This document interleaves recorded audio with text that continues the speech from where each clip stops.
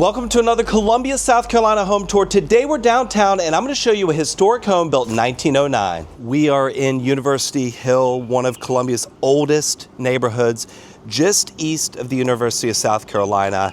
And you know, in the early 20th century, this was the place to be for state officials, business leaders, and just, you know, a quick glance around. You know, we're walking distance to a lot of USC, 5 Points. Just a really beautiful street right downtown in Columbia. So if you like older historic homes, this is the video for you. This is such a cool home. There's so much to look at. And if you don't mind, I'm just gonna treat you like a client, tell you everything I know about the property, the area, and we'll go ahead and get started. So this is a 5-bedroom, 3 full bath, you know, right under 4,000 square feet. And there's so much to point out. So much that's really unique to an older home, or this home in particular. First of all, we've got the National Registry right there from the South Carolina Department of Archives. And it says the address, University Neighborhood Historic District. And a couple of things to point out here on the porch. First of all, check out this really cool texture on the outside of the house. I think that's the first I've seen that. I'm guessing it's some kind of foam or to hold in probably whatever wood was back there, probably to preserve it. But we've got these giant shutters here, the wrought iron right on the windows. Some really cool, look at the molding detail there. And you can tell this home needs a little love, a little work. But you know, you buy an older home like this, and this is definitely, you know, what you love. Got really cool molding up here, and I'll take you right inside. Oh, let's see if I can get in here. There we go. All right, right here at the door, you got this guy. That's cool. Very nice, cool handle here. And we'll head straight in. So the traditional layout here with, you know, kind of a formal room here, and then also a sitting room here off to the left. Now what I love is right when you come and you check out this opening here, the molding, and of course this is solid wood, no MDF anywhere in this house. Really cool fixture. You know, all of this dating back to 1909. Columbia was definitely a different place then. Really beautiful hardwoods. I hope whoever buys this home keeps the hardwoods, or, you know, and maybe just refinish them, not pull them up because they're really cool. But we've got this beautiful crystal chandelier with the pendant. They're really tall ceilings. To me, this feels 10, maybe more, 10 feet. Over here to the left, kind of the greeting or keeping room or sitting, formal sitting room. We do have an exit out here to the porch. We'll go outside later. But take a look at this giant window. Huge baseboards. Really cool, ornate molding up there. And then this beautiful surround. So the second fireplace in the house, you could see just really cool detail. I love this, solid wood. It's really cool. And gosh, look at that. That looks like a pile of coals. I don't know how that works, but that's cool. All right, now we will go around this way to kind of the main foyer area. So like in many of these homes, the staircase is at the back, and you can see here, I love this. The light actually has a pull to turn it on and off. All right, we'll come in here, and I think the first place I want to go, let me think about this. I'll go here to the dining room. And we've got the third fireplace here, this really beautiful built-in cabinet. That solid wood, of course. Good storage there. I like these little locks there. Very cool. Really nice. You can tell that's kind of the iron there, and I think that's iron there in the glass. Beautiful fireplace. And then this chandelier here, I thought I had this on. Let me find the light switch. That's one thing in these older homes. It can be really difficult to figure out where the lights are. I don't think that has a pull string. Here we go, it's right over here. We'll get the reveal on the light. Let's see, there we go. Beautiful. Love that, that is really nice. That's pretty heavy too. All right, so off the dining room. Now, I'll show you back where we came through. So there's the front door there. So we've got these two kind of sitting living rooms in here into the dining room. Windows, giant windows across the side here. And of course, plenty of room for just an absolute massive table. So in here to kind of the butler's pantry prep area off the dining room, more windows, really cool colors. Of course, this home has gone under renovations, multiple times since 1909. But you can see here, it looks like they used to have sliding kind of doors here to cover this. We've got, this is cool, the built-in wine, a safe. That looks like an old safe. Let's see anything in it. Nothing, but it's deep and heavy. Lots of storage. Very cool. And then look, you've got a ladder to pull off. That's what that's for. You put the ladder on there. It's not for sliders, but just to be able to get up there. All right, now we come into the kitchen. And look how high the cabinets are. You actually have this here to bring the ladder over and get up into these cabinets. I really think that's cool. Of course, that might be a little bit of a hassle when you're dealing with, getting up there, but I think it's a cool, really cool feature.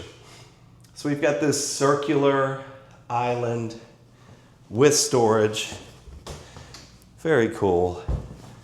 Some stainless appliances, a Viking. That doesn't look too old. Looks like they're working on that there. And of course, it looks like we've got some variation in the flooring, so this has been replaced at some time. We've got the door leading into like a little breakfast or eat-in area. And then I'll take you outside to show you the back of the home in a little bit. But before that, I want to get over here to the area off the foyer. We've got this little hall, just a coat closet there. And coming to the left, this to me, I would think this is like a little study. Most likely a study flex room off the front kind of den. This looks like it's being used as a laundry, and we've got a door out to the exit. So a lot of these homes didn't have laundry. My guess is that was the option, is to put it in that kind of closet. But I really think this would be a good space for a desk, kind of a little private study or work area. All right, so now we come to a full bathroom. The first we've seen here on the main level, and I believe the only. We've got, I love these tile, been around forever now, they're coming back. Built-in cabinets into the wall, pretty standard here. Really cool old, some of these lights don't work, so if you wonder why it's dark. And the soaker tub as well. All right, so got on this side of the house. I now want to take you upstairs, give you kind of a view looking back to the front door, and I will head up. You can see here when you're coming up the stairs, I love how many spindles are on this. I mean, they did not spare any spindle expense. There are tons of spindles. You've got this really cool piece of molding leading here up the stairs. And then check out this giant attic fan.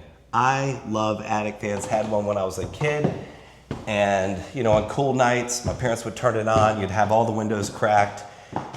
And it was great until it was on a little bit too long, and then you'd wake up soaking wet, which that was never fun. But that is a massive attic fan. And I'm not going to turn it on because we don't have the windows cracked, and you're not supposed to do that. I know my attic fan etiquette.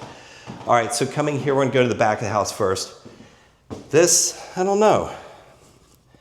I guess this probably was for phone system. If I'm tired of real estate, I think I just shove my hand straight in there and it's over.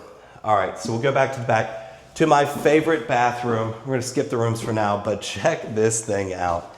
And I would almost want to keep all this tile and just freshen it up in other ways, but this is just funky. I like it. I think it's cool. Tall ceilings in here. We've got the 2 lights with the pendants. It's very cool. Soaker tub here. And my guess, I'm sure a lot of this was changed. This looks like it was renovated probably in the 70s or 80s, probably 80s. Because, you know, I don't think there were showers like this, and even maybe a little bit later. But look at this color. I mean, this is just funky. You've got the rain head and then the other head. Little nooks here. I don't think they had those in the 70s and 80s. I don't think they had nooks. I think everybody put their stuff on the ground or just used a bar of soap for everything. I don't know what people did. If you were around in the 70s, let me know below. I was not around in the 70s, I'm happy to say. All right, we're back here to the foyer.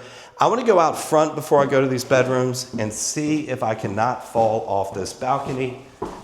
But I'm very curious to see what this looks like. So we've got a little screen door, which is cool. And these little, like, tiny little door here. Look at this. I'm sure that I'll go sideways, so I'll have to open that. We are now on the top porch. And it feels safe. Feels safe. So check this out. Get a little view. Lots of trees, a lot of privacy. Oh, look at this. This is cool. A little seashell, little stop for the shutters there. That's cool. And we got one over here as well. Very neat. All right, we'll head back inside. And we'll close that up and close this little screen door up. All right, we've got another fireplace in here. I think this is three fireplaces. Beautiful bedroom here. Love the molding. Fan with pendant light. I'm guessing this was a chandelier at one time. Huge windows, massive windows. Look at this molding. If you were to go right now and buy a piece of molding like that, I mean, it would run you probably $80 a piece, maybe more. Wood has gotten very expensive. And up here, even hardwood floors. You've got the big baseboards there. Pendant lights, the little transom window, very cool. And that was the same thing. So you'd crack the windows and pull the air right through.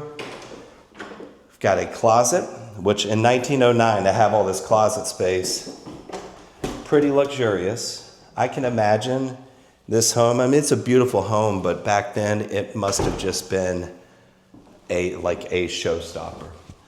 Back to the foyer here. We've got what is that, pear room? Are those pears on the wall? We get grapes. We have vines growing multiple fruits, all connected. I'm sure there's some meaning in that. But a similar size room, and guess what? Another fireplace. Everybody gets a fireplace. And looking over here, we've got a closet. I've seen a lot of historic homes, that's a big closet, that don't have a closet at all in the bedroom. And the idea was that you just put a dresser up and that's where you put your clothes. But we've actually got, that was luxury in 1909. Coming off of this room, we've got another bedroom, and guess what? The 50th fireplace in the home. Can you imagine lighting all these fires at once? How hot this house would be. Really cool color combination. We got the purple at the bottom. This almost looks hand painted, but that is paper. Yellow at the top, pretty molding, big windows. So cool. I'd say, like, I have always thought I'd want an old home like this. And actually, my wife and I almost bought a Victorian when we lived in Illinois outside of Chicago. It was like 100 years old. And I'm glad we didn't, because I don't think I would know what to do with it or understand, like, the expense of really bringing it back to where it needs to be. But if you love old homes, this is definitely one that I think somebody could come in and just make absolutely beautiful. We've got another bedroom with another fireplace. Everybody gets one. Here's a closet. Similar in here, of course, here we've got this beautiful, I'd love to know when this went up. It's a pot with flowers with other pots and bowls. Transom here as well. And we'll head back here. There's no basement in this home, which I'm kind of glad. Basements get a little scary, but we've got this little room, I'm guessing over a back porch or over some part. It slants a little, and just a storage room with a bunch of windows. Kind of cool. I love this Singer. I think my mom's got one of these. That's a sewing machine. Like you put a sewing machine in there somehow. I don't know, I'm not gonna break it, but very cool. And then here, if for any reason you just wanna get out to the roof, you can do that through that screen door. All right, we are gonna head back downstairs. I'm gonna show you the backyard, the back of the house, a couple more details outside. And I really wanna know, comment below, like where you live, anywhere in the country, anywhere in the world. What, do you have homes like this in your town? Is this kind of a common thing? I know when I lived in Chicago, it was a mix of new construction and older historic homes. Here in Columbia, this is unique. We've got a couple of historic districts, but, not a significant amount. So right away we come off here to the patio, and this got this little covered gazebo area. I think this is some sort of koi pond here. Gotta be. Yep, gotta be. So the mirror there, and then we got the lion head with the little spigot, so I'm guessing it shoots water here, and the koi are happy. We'll see what's around this corner. A garage. Oh, very cool. So I guess if you had a little car, you could slide it out. Fiat.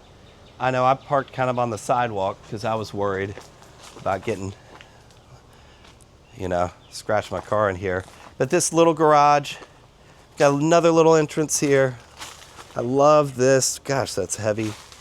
Coming back here, let's hope there's no spiders or snakes.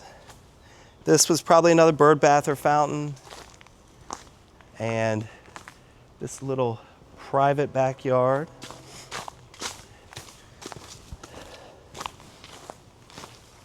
Huge trees back here.